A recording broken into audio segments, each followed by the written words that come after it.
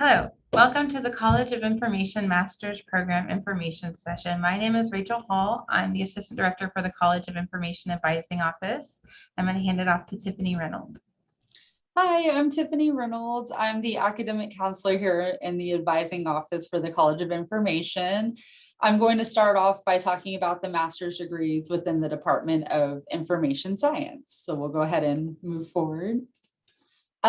So the first thing I want to talk about is the admissions requirements for the information science, library science, and data science degrees.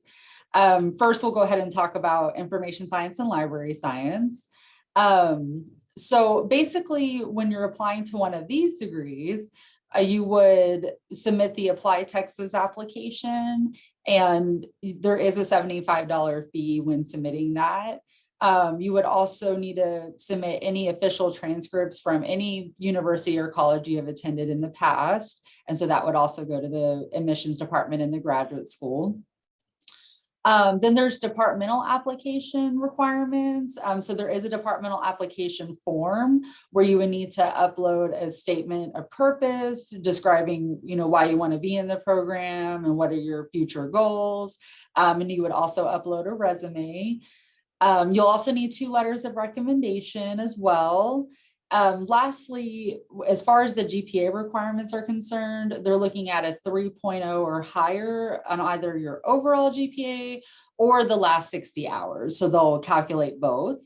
And that's for an undergraduate degree. If you have a graduate degree, then they're looking at a 3.5 or higher for your overall GPA. Okay, so if we go to the right here, we can look at the data science admissions requirements. Just like with information science and library science, you have to submit an Apply Texas application and again, pay a $75 application fee and submit any official transcripts from any university or community college you might have attended in the past. They also do have a departmental application where you would have to submit a write-up of your career goals and also a CV indicating your knowledge of a programming language and your math level knowledge. They also ask for 2 letters of recommendation. As far as the GPA requirements, they're looking for 3.2 or higher within the last 60 hours or in the overall GPA. Or if you have a graduate degree, again, they're looking for a 3.5 or higher for the overall GPA. So with the information science and library science degree requirements, they require 36 credit hours of coursework. Which is 12 courses total. 9 of those credit hours are core. So you have Info 5000, Info 5200, and Info 5600. And then depending on your concentration, you'll have 6 to 15 credit hours of guided electives that you'll choose from. And then again, depending on your concentration, you'll have 12 to 21 credit hours that you'll choose with your general electives in consultation with an advisor or a faculty advisor. The different concentrations that are available are school librarianship, information organization, information systems, health informatics, music librarianship, archival studies, youth librarianship, knowledge management, and we do have a law librarianship as well. And then there's also the general program. There's also a practicum requirement, which is basically a 1 semester internship. The requirements for practicum will depend on your concentration. So for example, with school librarianship, the students typically work on their practicum throughout the whole program, but in a different program like the general, for example, it would just be like a 1 semester session of internship. And then you have the capstone requirement, which is a portfolio. So it'll be a portfolio that you work on throughout your whole time during the degree program.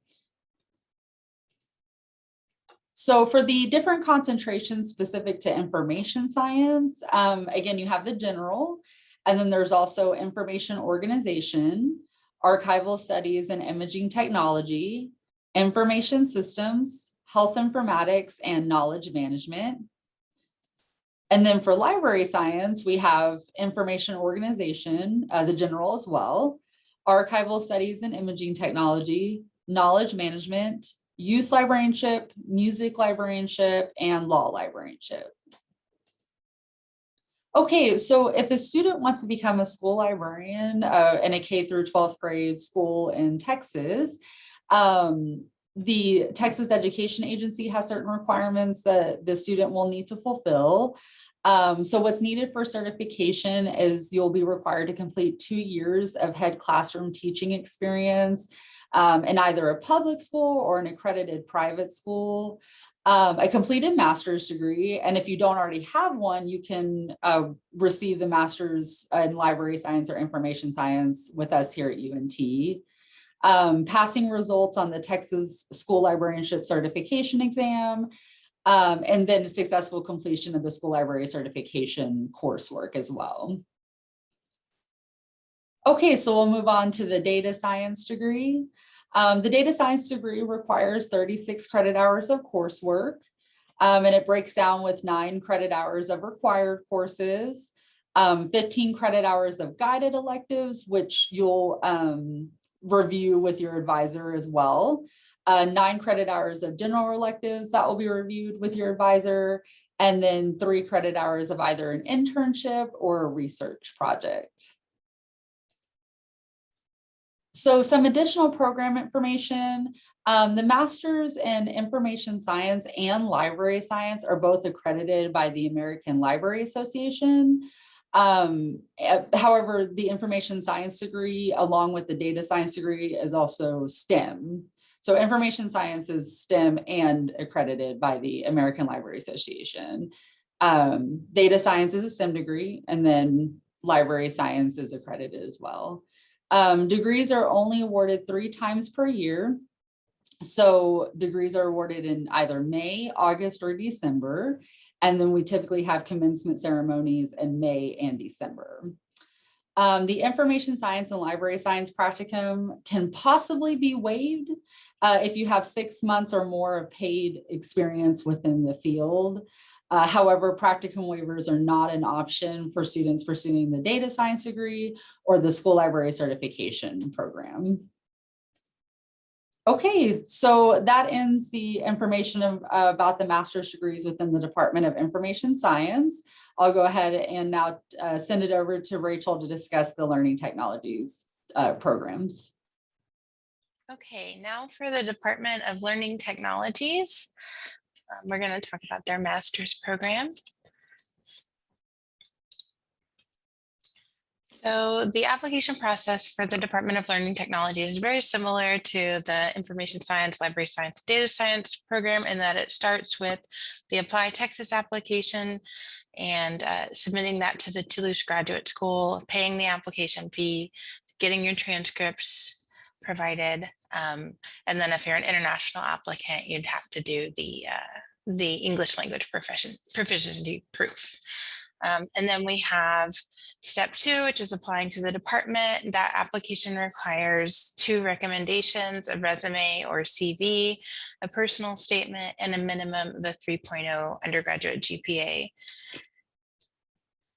They do have a rolling admission process, and for most graduate programs, if you've started your application, as long as you update, within 1 year of when you started your application, then you can, your application is still current. So you can definitely update your application if you need to once you started the process. Or if you need to kind of postpone attending, that's fine. They do conduct a holistic review, so they'll review all components of your application and make a decision. And then applications must be completed at least 2 weeks prior to the start of the term for this program, so they can have enough time to render an admissions decision, and we can assist with getting you into classes.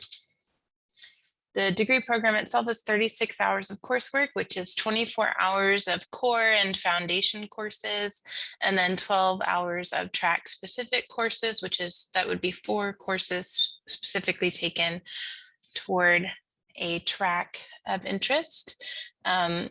Some of the tracks are more flexible than others in that they allow you to do this program in a more fast-paced format. Other tracks like the project management and the workforce leadership tracks, like those may not allow for an accelerated pace, but the instructional systems design and instructional systems technology and the AI tracks, even the teaching and learning with technology, those may be able to be done at the 14-month kind of speed, if that's what you're looking to do. You don't have to do that. Students can definitely take longer to go through the program. And if you're working full time, we would just need to discuss, a balance between your workload and your course load. For the Department of Linguistics, they have two master's programs, the Linguistics MA and the English as a Second Language MA. Their admissions criteria, again, is very similar, which you start with an Apply Texas application to the graduate school, $75 fee, getting your transcripts. And then again, English language proficiency would be required for international applications. And then entrance exam scores are optional. Sometimes taking an entrance exam can assist with your application. So if you'd like to submit scores, you can do so. Part 2 is applying to the department, and they require a bit more than some of the other department applications. They're looking for a 300 to 500 word personal statement describing your interests and career plans, a sample research paper, 3 letters of recommendation, and a CV or resume. Their program does have some different options within the linguistics MA to do a concentration in either computational linguistics or language documentation if you would like to. If you are interested in just purely pursuing the linguistics general MA, that's fine, but there are concentrations that students can do if they have a specific interest in one of those areas. So the degree kind of breaks down as described on this chart, 15 hours of core for the general, 12 hours of foundation, 6 hours of electives or thesis, and then a research seminar. And then the courses will vary depending on if you opt for a concentration. Your 12 hours of foundation options and even maybe your elective options will be varied depending on the concentration. So, but again, they break out pretty similarly. It's just the course options will be different. And then the English as a Second Language MA is 24 hours of core, 6 hours of foundation, 3 hours of elective. So just one elective course would be possible with the English as a Second Language MA, and then the 3-hour research seminar. Most of the English as a Second Language MA is being brought online. So if you have an interest in that program, you would be able to do a lot of it online. So that's one thing to keep in mind. Okay, other things to know for this, the linguistics department programs is that they all have a foreign language requirement. So you need to have completed the intermediate level of a foreign language. And you can verify that by either AP, CLEP, or having taken 2 years of a foreign language at the undergraduate level. If you're fluent in another language, you can take a placement or a proficiency test. So just some way to prove that you are knowledgeable of at least one other language other than English. And then there are graduate academic certificate programs that are offered by the department. So students could choose to do a certificate as part of their master's degree and kind of build that in. And these are those options: the teaching English to speakers of other languages and the computational linguistics. And if you had an interest in either of those, we could discuss how you could fit it in to the master's program. And this is our full list of graduate academic certificates from within the College of Information, and each certificate is offered by a specific department within the college, and those departments being information science or the linguistics department. Learning technologies does not currently offer a graduate academic certificate. That could change one day, but at the moment, these certificates are mostly housed within information science and linguistics. We do have a data science certificate coming soon. It's not yet in the academic catalog, but it is in the works. Common FAQs that we receive are addressed here, so I want to go through them. Students have a maximum of 5 years to complete a master's degree in the College of Information. It can vary the timeline or the amount of time to complete the degree based on the amount of hours required for the degree, but all of our degree programs are 36 hours, so 5 years. Your academic catalog can be found at catalog.unt.edu. You will have to update from the undergraduate catalog, which is the default, to the graduate catalog. Once you're on that page, there will be a drop-down menu kind of in the upper right portion of the page where you can select graduate, and it will show you the graduate catalog. These catalogs are kind of the rule books for attending an institution. So I really recommend students review the information there. It's a lot of helpful information and guidance is explained in the catalog. Students working full-time usually only enroll part-time. And by usually, I mean, I would say the vast majority, like 95% of our students that are working full-time will only enroll in 1 to 2 courses, usually 2, but never a full course load. A full course load is considered to be 9 hours, which is 3 courses per semester. And, students that are enrolling part-time would just enroll in 1 or 2. If you're using financial aid or if you're receiving a scholarship, the minimum requirement is usually 2 courses. It's technically 5 hours for financial aid, but all of our courses are 3 credits each. So you would need to be enrolled in at least 2 courses per semester to have aid dispersed, and then at the graduate level. And then for scholarships, it can be a minimum of 2, but it could be up to 3 courses is expected for specific scholarships. And so if you're applying for scholarships, you'd have to kind of read the fine print and make sure that you are going to be able to meet those enrollment requirements if they have them. International students can contact the UNT International Office if you have any questions regarding visa requirements. We have some information about visa requirements in our office, and we provide some guidance, but the experts are the international office, and we defer and refer a lot of questions over to their office, and we work with them very closely. So if we're not able to answer a question, we'll definitely get you connected with the UNT International Office. Tuition and fee information can be found through the UNT Student Financial Services Office. Their web address is S as in student, F as in financial, S as in services, so sfs.unt.edu.